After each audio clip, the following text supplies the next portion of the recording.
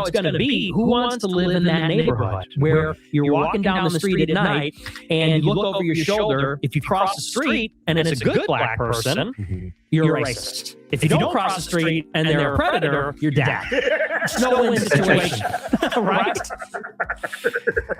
So, what's good? What they do? This the ABN movement. Ain't broke no more. Where do you draw the line between having a preference for the type of neighborhood you want to live in and making a racial judgment about the people who live there? Nick Fuentes says that he will never want to live in a black neighborhood. And obviously a lot of people are going to hear that and immediately say, that's racist. You know what I'm saying? Is choosing where you want to live based on the environment around you automatically a racial issue? Or does it become a racial issue when you start judging an entire group of people who lives in that neighborhood? Let's listen to what Nick Fuentes actually says, and let me know your thoughts in the comments. Like, comment, subscribe. Y'all know the vibe. I'm that nigga. Well, here's the thing. When something like that happens, these like interracial killings, the only thing you're allowed to say as a white person is, well, if the shoe were on the other foot, there'd be outrage. You know, that's the only thing you're allowed to say. They say, if it was George Floyd, people would be marching, rioting. When a white kid is killed, no one does anything. And I said, you know, but that's really not saying anything. You know, that's a sentiment which it really just says, well, the left is hypocritical. There's a double standard on race.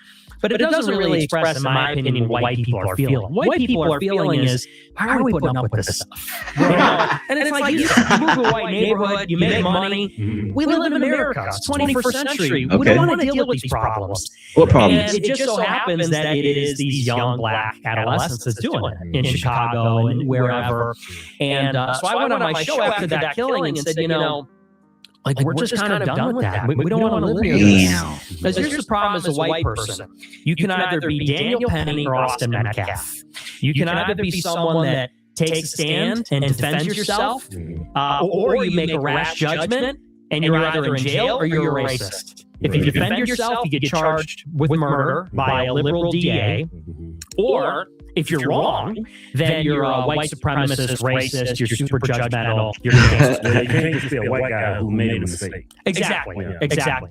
And then on the other side, if you're not racist enough or not careful enough, if you're Austin Metcalf, you make the mistake of confronting the wrong black adolescent, you're dead. You forfeit your life. And if that's how it's going to be, who wants to live in that neighborhood where you're walking down the street at night and you look over your shoulder? If you cross the street and it's a good black person, you're a racist. If you don't cross the street and they're a predator, you're dead. It's a no-win situation.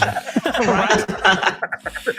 Hey, that's real. I ain't gonna lie. You know what I mean? I'm honest. I'm gonna be honest about this. You know what I'm saying? I'm gonna be honest. He's not wrong. Black people don't even want to live in black neighborhoods. Let's be real, bro.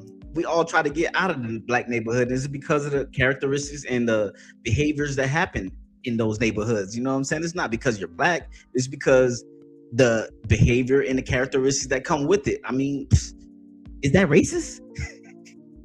So, a predator. I can't blame him.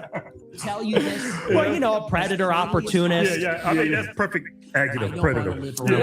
You know, obviously not every black person's a predator, and but there are these opportunists that are they're crawling the streets at night looking for people, not paying attention, young girls, young men. And if you watch the clip, you're gonna think that he's racist, I guess. You know what I mean? But when you look deeper into what he's saying, one, just observe. You know what I'm saying? He's on a show with two black men. Is he really racist? You know what I'm saying? He's not like trying to go against them or go against the grain. He's defending his argument. You can't blame him for moving accordingly.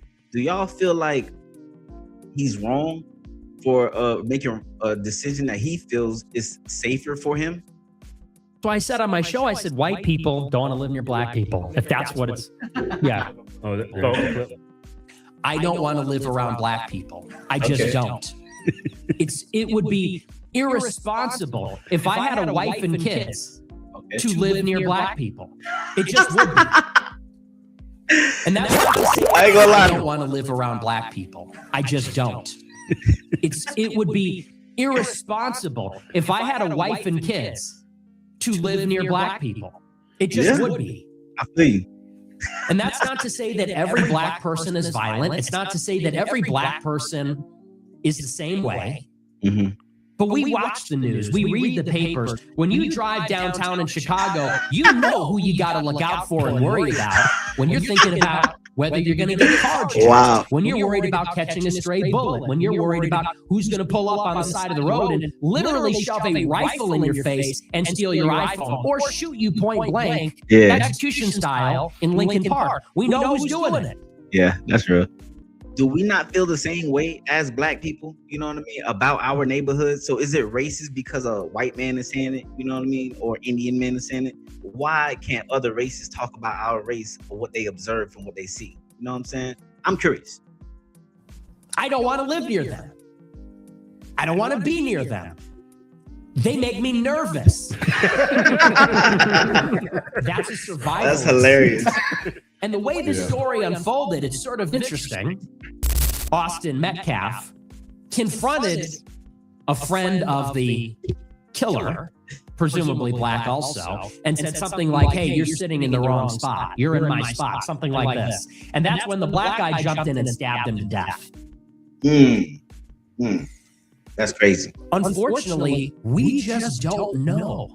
When you're on the subway, when you're driving in your car, when you're in the city streets, you don't know whether the black person in proximity to you is one of the good ones or one of the ones who is going to summon an unbelievable, I mean, literally, for people like us, an unthinkable level of spontaneous brutality, senseless and merciless violence in an instant. I ain't gonna lie, they do make you nervous. When you go inside black neighborhoods, they staring at you, they looking at the car that drives by, you know what I'm saying?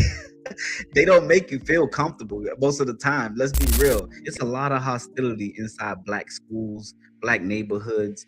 Honestly, let's be real here. If we personally, me being black, if I were to walk inside of a white neighborhood, will I feel the same comfort as walking inside a black neighborhood that I don't know anyone in? We don't know. There's ambiguity. You're sitting on a subway. You look across. You see someone acting strange or aggressive.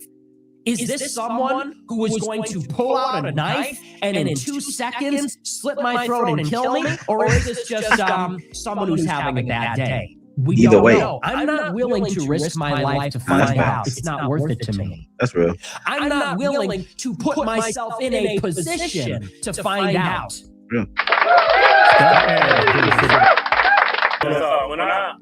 What you was pretty much trying to explain to everybody. You're talking about urban black neighborhoods. I don't want to live in an urban black neighborhood. Yeah. Right. I don't want to. Black people that become rich and famous, they don't want to live there either. Yeah. But it's a problem when you say it. Yeah, right. Exactly. And that's what I'm saying. You know what I'm saying? Let's have a real conversation here. You know what I mean? Like, it's only racist just because he's white saying it. Feel me? Let's be real. You know what I'm saying? It's not that there's no facts to it. I think that black people have to stop being less so sensitive, you know what I'm saying? You just accept the facts. If it's, you know yourself, obviously you might be more comfortable than a white person in that area, but even you got to be aware, you know what I'm saying? Way more aware than you have to in a white neighborhood or a Spanish neighborhood, any other race other than black, you know what I'm saying? Black neighborhoods, you definitely got to watch, you know what I'm saying? Pay attention and mind your business, you know what I'm saying? Know how to move. So, you know, he not wrong. Exactly. Nobody wants to live in the hood. Nah. Nobody. But no thing happen in the hood. To black people all the time. Yeah. Poor people who live in the hood, they don't want to live there, but they have no options. They don't have no means to get out. So they stuck. I don't know. I remember I was in the Marine Corps. I lived in San Diego. I was like 1920, and I lived in a black neighborhood. I came out because I would leave to go to work at like 4 in the morning. There's a bullet hole in the side of my Geo Metro. Yeah, had a lime green Geo Metro. That's how I let the drop stick. Yeah, and it had a bullet hole inside of it. Yeah. I get in the car, I turn around, I go up to the stop sign, which is maybe about 100 feet away, so I can get on the freeway. There's a prostitute right there. And she looked at me like this, and she said,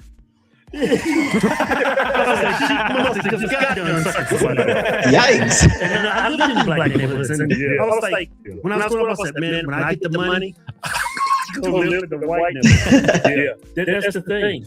Black people don't want to live in black neighborhoods, but it's only problem when white people say it. Right. Now that's facts. Even his story, he just basically gave you a black person's environment. You got a prostitute at the end of the street, and then when you wake up to go to work, you got bullet holes inside your car. Come on, like black people, let's be real. Are they making this up or is this real? You know what I mean? Let's just have a conversation. Well, and here's what I always say. The problem is not black people's blackness, which is the issue. That's being nice. You know, if you guys move next door, it wouldn't be a problem. Because I know you guys are going to be gangbanging or whatever. But hey, let me push back on that. I wouldn't trust. If I was you, I wouldn't trust. Yeah. Some things you just can't deny. I mean, we got that gene.